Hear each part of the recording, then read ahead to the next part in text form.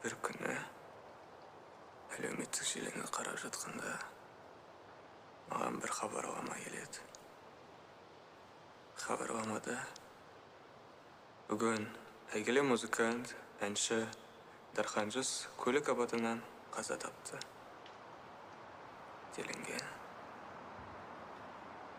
Ол менің ең сүйікті әншім еді. Сол күннен кейін барлығы өзгерді.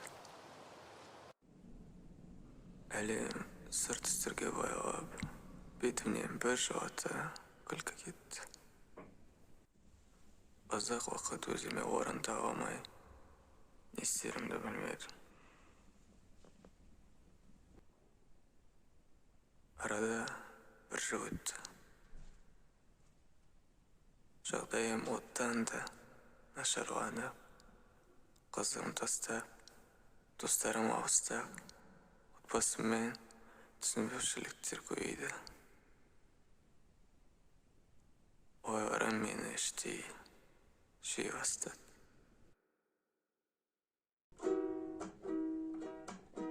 Әндер маған ішкі дүниемді сыртқа шығару мүмкіндігін берді. Соның арқасында көптеген көкейімде жүрген сұрақтар, ойлар кете бастады. Сол себепті өнерде жүрген қаншама балдар мен қыздардың аяғын шаппайық.